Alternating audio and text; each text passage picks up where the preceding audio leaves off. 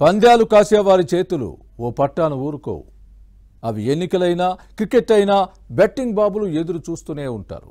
అలాంటి వారికి తెలంగాణలోని ఓ పార్లమెంట్ సీటు అస్త్రంలా మారింది.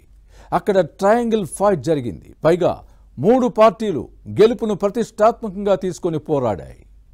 ఇప్పుడు ఫలితం ఎలా ఉంటుందనే అంశంపై బరిలో ఉన్న అభ్యర్థులతో పాటు పందెం రాయుళ్లను టెన్షన్ పెడుతోంది. ఇంతకీ ఆ పార్లమెంట్ స్థానం ఏది? అక్కడ బెట్టింగ్స్ జోరుగా జరగడానికి కారణమేంటి? Watch this interesting story. Biryani to full bottle, 1000 నుంచి 1,00,000 వరకు దమ్ముంటే అంతకు ఎక్కువే అంటున్నారు కొందరు. ఇదేం వేలం పాట కాదు.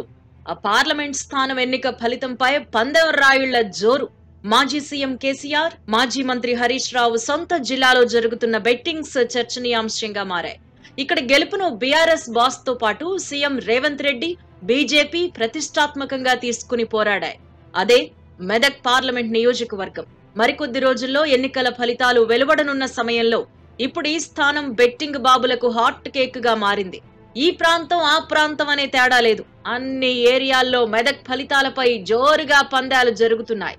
బీఆర్ఎస్, కాంగ్రెస్, బీజేపీ మధ్య నెక్ టు నెక్ ఫైట్ జరిగింది. దీంతో మెదక్ ఫలితంపై బెట్టింగ్స్ హీట్ ఒక్కసారిగా పెరిగింది. కాంగ్రెస్ నుంచి నీల మధు ముదిరాజు పోటీ చేస్తే బీజేపీ తరపున మాజీ ఎమ్మెల్యే రఘునందన్ రావు బరిలో దిగారు. బీఆర్ఎస్ అభ్యర్థిగా ఎమ్మెల్సీ వెంకట్రామిరెడ్డి పోటీలో ఉన్నారు. 3 అభ్యర్థులపై బెట్టింగ్స్ సాగుతున్నాయి.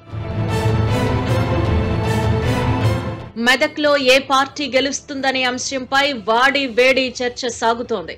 ఈ నెల 13న జరిగిన పోలింగ్ సరళిని అన్ని పార్టీల నేతలు విశ్లేషించుకున్నారు. జూన్ 4న జరిగే కౌంటింగ్ కోసం ఉత్కంఠతో ఎదురు చూస్తున్నారు. అధికార కాంగ్రెస్ గెలుస్తుందా? బీజేపీకి విజయం సిద్ధిస్తుందా? బీఆర్ఎస్ ను అదృష్టం వరిస్తుందా అని ఆరా తీస్తున్నారు. రాష్ట్ర ప్రజలతో పాటు దేశ విదేశాల్లో ఉంటున్న తెలంగాణ వాసులు తమ వారికి ఫోన్ చేసి గెలుపోటములపై ఆరా తీస్తూ తమకున్న అనుమానాలను నివృత్తి చేసుకుంటున్నారు. అదే సమయంలో ఫలితంపై జోరుగా బెట్టింగ్స్ సాగుతున్నాయి. గతంలో ఎన్నడూ లేని విధంగా కాంగ్రెస్, బీఆర్ఎస్, బీజేపీలపై సమాన స్థాయిలో పందాలు కాస్తున్నారు. రాష్ట్రంలో బీఆర్ఎస్ కు అవకాశం ఉన్న పార్లమెంట్ స్థానాల్లో మెదక్ ఒకటి. దీంతో బెట్టింగ్ బాబుల దృష్టిని ఆకర్షిస్తోంది. గతంలో జరిగిన ఎన్నికల తీరుతెన్నులు, ప్రస్తుత పోలింగ్ సరళిని తెలుసుకుని మరీ రంగంలోకి దిగుతున్నారు. Congress versus BRS versus BJP అన్న విధంగా పోటీ జరిగిందని అంచనాకొచ్చిన పందెం రాయుళ్లు ఇప్పుడు ఆ 3 పార్టీలపై బెట్టింగ్ కడుతున్నారు. గెలుపు, మెజారిటీ ఇలా అన్నింటిపైన పందాలు కాస్తున్నారు. కొందరు కాంగ్రెస్, బీఆర్ఎస్ విజయం, మెజారిటీపై పందెం కాస్తుంటే మరికొందరు అతి తక్కువ ఓట్ల ఆధిక్యతతోనైనా బీజేపీ బయటపడుతుందని బెట్టింగ్ వేస్తున్నారు. అధికార కాంగ్రెస్, బీఆర్ఎస్ అభ్యర్థుల్లో ఎవరో ఒకరి గెలుపు ఖాయమనే నిర్ణయానికి వచ్చిన వారు మెజారిటీపై పందెం కడుతున్నారు. డబ్బుపై ఆశ ఉన్నవారు బీజేపీపై బెట్టింగ్ కట్టి రిస్క్ తీసుకుంటున్నారు అనే చర్చ సాగుతోంది.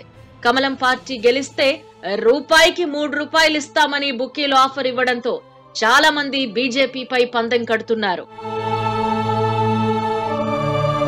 పోలింగ్ ముగిసినప్పటి నుంచి ఆయా పార్టీల అభ్యర్థులు పోలింగ్ బూత్ల వారీగా తమకెన్ని ఓట్లు వస్తాయనే అంశంపై లెక్కలు వేసుకుంటున్నారు.